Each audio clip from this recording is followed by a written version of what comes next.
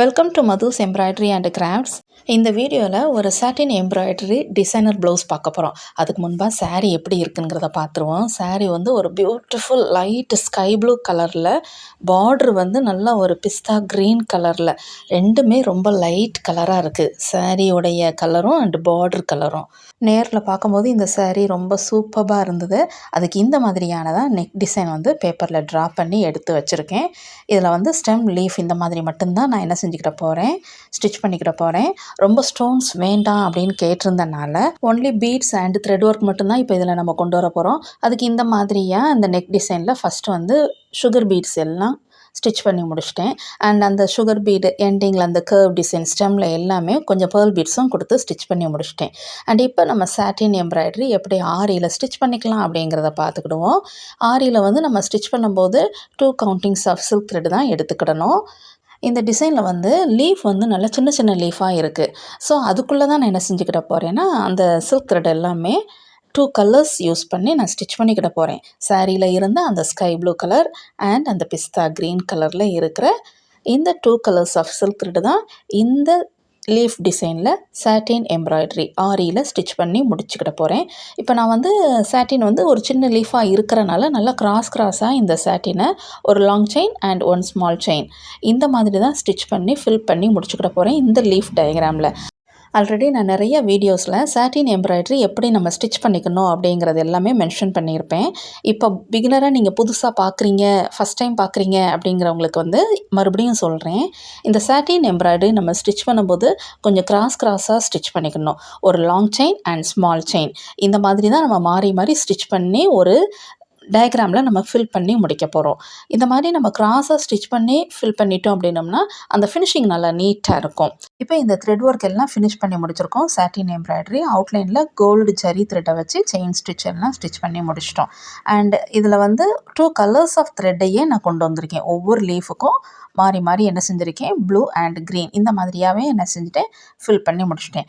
And இதை இன்னும் கொஞ்சம் ஹைலைட் பண்ணி காட்டுறதுக்காக கொஞ்சம் இந்த மாதிரியான கட் பீட்ஸ் நல்லா ஷைனிங்காக ஸ்மால் சைஸில் இருக்கிற இந்த மாதிரியாக கட் பீட்ஸை கொஞ்சம் அங்கங்கே என்ன செஞ்சுக்கிட போகிறேன், இந்த மாதிரி ஹேண்ட் நீடில் யூஸ் பண்ணி 2 ஸ்ட்ராண்ட்ஸ் ஆஃப் த்ரெட் கவுண்டிங்ஸில் எடுத்துகிட்டு இந்த கட் பீட்ஸை ஸ்கேட்டர் பீட் மெத்தடில் ஸ்டிச் பண்ணி அதில் ஃபில் பண்ணி முடிச்சுக்கிட போகிறேன்.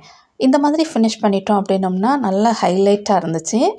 இந்த ஸ்கேட்டர் பீட் எல்லாம் ஸ்டிச் பண்ணுறது வந்து அந்த லீஃப் அந்த ஸ்டெம் அந்த 2 இதுக்கும் ஸ்பேஸ் இருக்குது பாருங்கள், அந்த கேப்புக்குள்ளே தான் இந்த பீட் ஒர்க் எல்லாம் ஸ்கேட்டர் பண்ணி ஃபினிஷ் பண்ணி முடிச்சுக்கிட போகிறேன். உங்களுக்கு கொஞ்சம் க்ளோஸ் வியூவில் இப்போ காட்டுறேன், கொஞ்சம் கிளியராக இன்னும் தெளிவாக தெரியும். இப்போ பாருங்கள், நம்ம கொஞ்சம் க்ளோஸ் வியூவில் பார்க்கும்போது அந்த பீட்ஸ் எல்லாமே கொஞ்சம் உங்களுக்கு கிளியராகவும் தெரியுது பாருங்கள். அந்த எம்ப்ராய்டரி ஒர்க்கு இருக்கிற இடத்துல அந்த லீஃப் அந்த ஸ்டெம் எல்லாம் இருக்கிற அந்த ஸ்பேஸ் பக்கம்தான் கொஞ்சம் தான் என்ன செஞ்சுக்கிறேன், ரொம்ப க்ளோஸ்டாக நான் ஸ்டிச் பண்ணிக்கிடலை. கொஞ்சம் அங்கே ரேண்டமாக என்ன பண்ணிக்கிட போகிறேன், அந்த ஸ்கேட்டர் பீடை இந்த கட் பீட்ஸை வச்சு ஸ்டிச் பண்ணி முடிச்சுக்கிட போகிறேன். இது ஃபினிஷ் பண்ணி முடித்ததுக்கப்புறமா நம்மளுடைய ஸ்லீவும் எப்படி இருக்குது அப்படிங்கிறதையும் ஜஸ்ட் நான் உங்களுக்கு வந்து அதை அரேஞ்ச் பண்ணி உங்களுக்கு நான் காட்டுறேன். இந்த மாதிரி மெத்தடில் தான் நான் என்ன செஞ்சுட்டேன், இந்த டிசைனர் ப்ளவுஸுக்கு ஃபுல்லும் ஒர்க் பண்ணி முடிக்கிறேன். இந்த ஸ்கேட்டர் பீடை வந்து கொஞ்சம் அங்கங்கே நான் ஸ்டிச் பண்ணுறதுனால ஹேண்ட் நீடில் யூஸ் பண்ணி ஸ்டிச் பண்ணிக்கிறேன். கொஞ்சம் ஃபாஸ்ட்டாக ஸ்டிச் பண்ணி முடிச்சுக்கிடலாம். ஆரியில் ஸ்டிச் பண்ணுறவங்கன்னா ஒவ்வொரு இதுக்கும் நாட் போட்டு நம்ம ஸ்டிச் பண்ணி முடிக்கணும்.